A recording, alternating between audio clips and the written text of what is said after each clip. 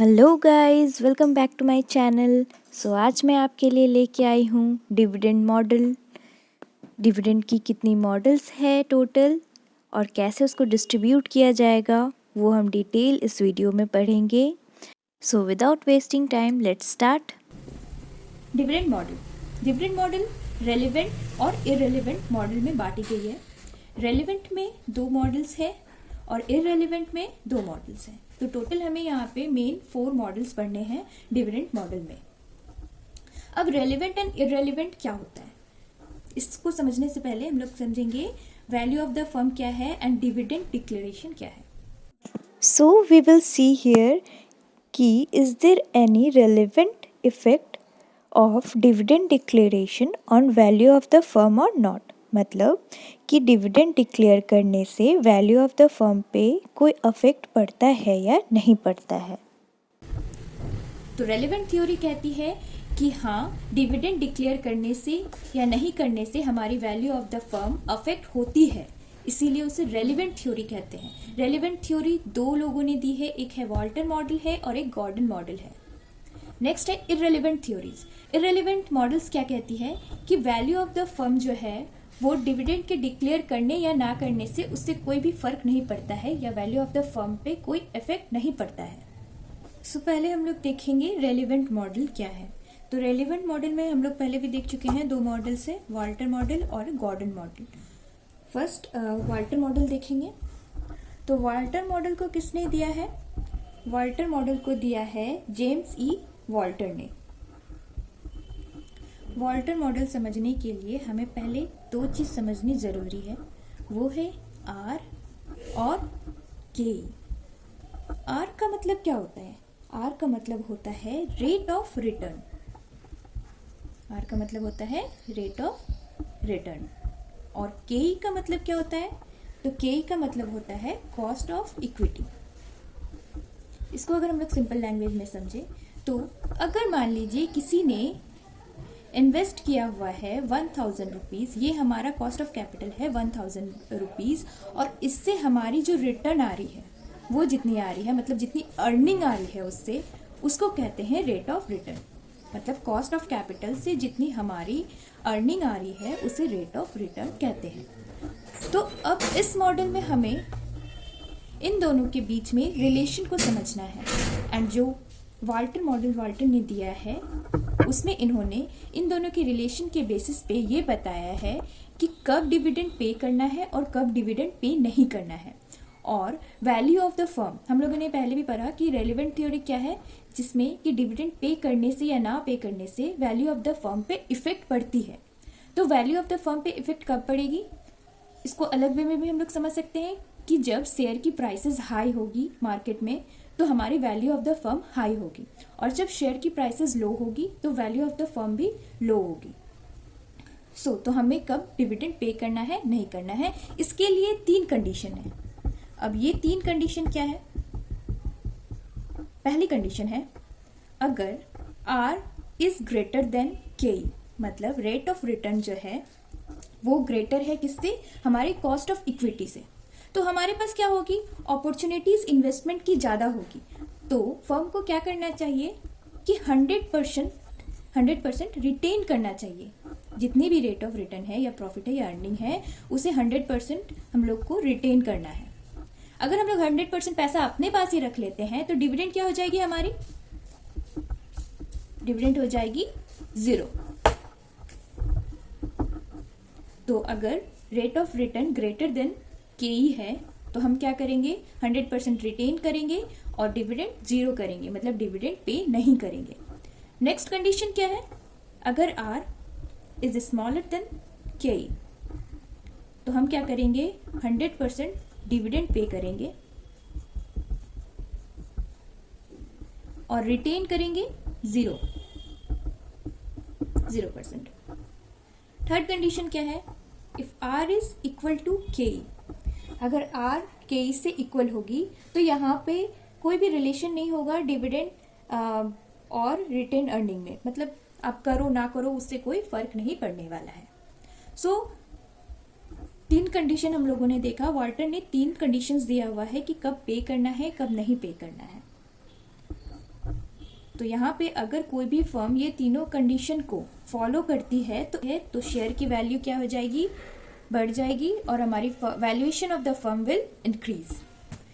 तो बस इतना ही था वाल्टर मॉडल में, और इसमें इसकी फॉर्मूला भी है, फॉर्मूला देख लेते हैं हम लोग। जनरली यूजीसी में या तो मैच द फॉलोइंग आती है या फिर एजम्पशन दे दिया जाता है कि इसमें से कौन सा एजम्पशन सही है नहीं है, या फिर मैच द फॉलोइंग में दे दिया जाता है मॉडल का नाम और उसके साथ ही उसका जो फॉर्मूला रहता है वो। सो अब हम इसकी फॉर्मूला देखेंगे। पी यहाँ पे डिनोट करता है प्राइस ऑफ द शेयर, और आप कह सकते हो कि प्राइस ऑफ द शेयर से हम लोग वैल्यूएशन ऑफ द फर्म जिसको कहेंगे कि price of the share high है तो वैल्यूएशन ऑफ द फर्म भी हाई होगी, तो आप कह सकते हो ये वैल्यूएशन ऑफ द फर्म को डिनोट करेगी या प्राइस ऑफ द शेयर को डिनोट करेगी। तो price of the share market में क्या होगी उसको निकालने के लिए फॉर्मूला है P is equal to D by K. मतलब डिविडेंड हम कितना पे करेंगे, D for dividend, K for cost of equity. Dividend हम कितना पे कर रहे हैं प्लस, अब अगर हम रिटेन कर रहे हैं तो रिटेन अर्निंग शो करने के लिए क्या हो जाएगा, जितनी अर्निंग थी मतलब ई से अर्निंग माइनस डी जो कि डिविडेंड हमने पे कर दिया है वो। अब जो रिटेन हम लोग करेंगे उसको ऐसे तो नहीं रखेंगे, उसको हम लोग री इन्वेस्ट करेंगे तो उससे कुछ हमारी रिटर्न आएगी, तो रिटर्न आएगी तो रेट ऑफ रिटर्न, एंड इसको हम लोग कॉस्ट ऑफ कैपिटल से मतलब कॉस्ट ऑफ इक्विटी से कंपेयर करेंगे। उसके बाद divided by whole divided by K. ये है हमारा वाल्टर मॉडल का फॉर्मूला। बहुत टाइम ये आपको मैच द फॉलोइंग में भी पूछा जा चुका है, सो इस वाले फॉर्मूले को अच्छे से देख के जाइएगा। फिर से मैं एक बार रिवाइज कर देती हूँ।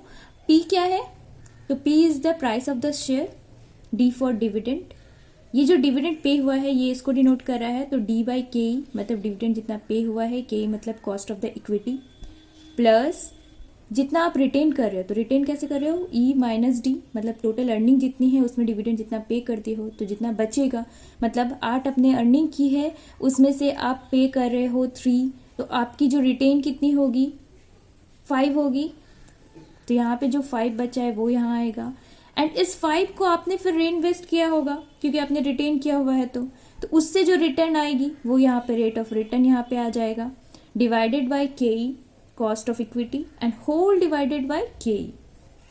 तो ये आपका होल फॉर्मूला आ जाता है वाल्टर मॉडल का प्राइस ऑफ द शेयर निकालने के लिए। नेक्स्ट रेलिवेंट मॉडल जो है वो है गॉर्डन मॉडल। गॉर्डन मॉडल जो है वो मायरॉन गॉर्डन ने दिया हुआ है। तो ये मॉडल भी ये एज्यूम करती है या ये मानती है कि डिविडेंड पे करने से, रेगुलर डिविडेंड पे करने से जो मार्केट प्राइस है वो शेयर का अफेक्ट होता है। तो ये एक शेयर होल्डर के बारे में बताना चाहते हैं कि वो शेयर होल्डर क्या सोचते हैं। तो इनके हिसाब से share holder bird in hand वाली थ्योरी को फॉलो करते हैं। What do you mean bye bird in hand, कि आपके पास अभी जो हाथ में है उसकी वैल्यू आपके लिए ज़्यादा है रैदर देन कि आप फ्यूचर में क्या कमाओगे या फ्यूचर में आपके बेनिफिट या अपॉर्चुनिटीज़ क्या है। तो शेयर होल्डर अभी जो उन्हें मिल रहा है वो उस पर ज़्यादा फोकस करते हैं रैदर देन कि फ्यूचर में उन्हें कितना ज़्यादा प्रॉफिट होगा या फिर उनकी इन्वेस्टमेंट करने के बाद कितनी उनको एक्स्ट्रा प्रॉफिट मिलेगी, उस पे ना फोकस करके वो इस पे फोकस करते हैं कि अभी जो उन्हें डिविडेंड मिल रहा है उनके लिए वो बेनिफिशियल है। तो जो भी फर्म रेगुलर डिविडेंड पे करती है उसके लिए जो शेयर होल्डर्स हैं ज़्यादा प्राइस पे शेयर को भी खरीदना पसंद करेंगे रैदर देन कि उन फर्म्स के शेयर को जो रेगुलर डिविडेंड पे नहीं करती। सो इन शॉर्ट जो शेयर होल्डर्स हैं वो bird in hand theory follow करती है, विच मीन्स कि जो अभी उनके सामने है, मीन्स जो डिविडेंड अभी उनको मिल रहा है रेगुलर, वो उस पर फोकस करती है रैदर देन कि फ्यूचर में क्या उन्हें मिलेगा। सो वो ज़्यादा प्राइस उन शेयर्स के लिए देना चाहेंगी जिन शेयर्स पे उनको डिविडेंड रेगुलर मिलेगा। इसीलिए गॉर्डन ने कहा है कि फर्म्स को जो है वो रेगुलर डिविडेंड पे करते रहना चाहिए जिससे कि उनकी शेयर की मार्केट प्राइस जो है वो मैक्सिमम रहेगी, क्योंकि मैक्सिमम प्राइस इक्विटी शेयर वाले पे करना चाहेंगे। Now we will see the assumption कि गॉर्डन ने इस थ्योरी को फॉलो या इस मॉडल को फॉलो करने के लिए क्या क्या एजम्पशंस दिए हुए हैं। तो फर्स्ट एजम्पशन ये है कि जो ग्रोथ रेट है वो फर्म की वो डिटरमाइन किया जा सकता है या निकाला जा सकता है या एज्यूम किया जा सकता है, एस्टिमेट किया जा सकता है। तो ग्रोथ रेट को हम लोग क्या चीज से डिनोट यहाँ पर करेंगे? ग्रोथ रेट डिनोट करेंगे हम जी से। अब गॉर्डन कहते हैं कि हमारी जो ग्रोथ रेट है वो दो चीज पे डिपेंड करेगी, एक है बी और एक है R. So what do you mean by B? B मतलब हो जाता है जितना आपका रिटेंशन रेशियो है। बी मतलब क्या है? आपका रिटेंशन रेशियो है, और you can say 1 minus payout ratio. Okay, next जो आर है वो क्या है? आपका rate of return. Rate of return. So Gordon के फर्स्ट एजम्पशन में क्या है? जो ग्रोथ रेट है फर्म की वो एस्टिमेट की जा सकती है, and growth rate will depend on two factors, that is retention ratio and rate of return. तो ग्रोथ रेट निकालने के लिए बी को हम लोग मल्टीप्लाई करेंगे आर से। के ही है मीन्स कॉस्ट ऑफ इक्विटी जो है वो हमेशा ग्रेटर होनी चाहिए ग्रोथ रेट से। So the cost of equity must be greater than GE. Second assumption ये है।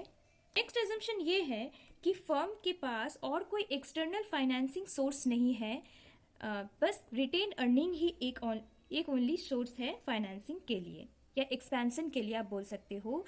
फर्म सिर्फ और सिर्फ यहाँ पे रिटेन अर्निंग ही यूज करेगी और कोई एक्सटर्नल फाइनेंसिंग सोर्स नहीं है, ये एज्यूम किया हुआ है गॉर्डन मॉडल में। और फिर फोर्थ वाली क्या है कि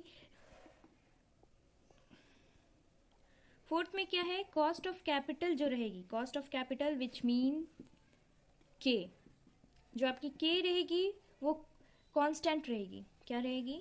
के जो रहेगी वो कांस्टेंट रहेगी, और रेट ऑफ रिटर्न आर भी, रेट ऑफ रिटर्न आर भी कांस्टेंट रहेगी। ये सारे एजम्पशन गॉर्डन मॉडल में किया गया है।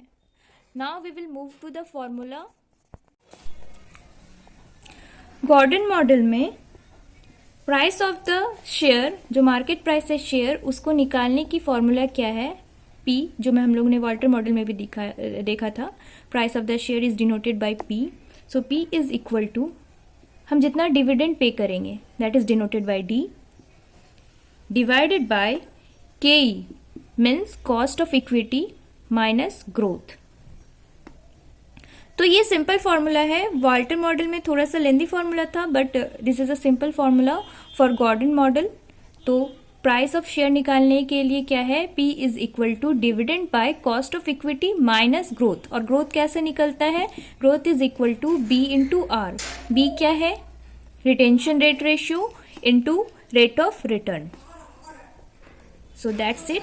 इररिलेवेंट थ्योरी जो है वो मैं आपको नेक्स्ट वीडियो में आपको बता दूंगी in detail. So stay tune. Thank you for watching.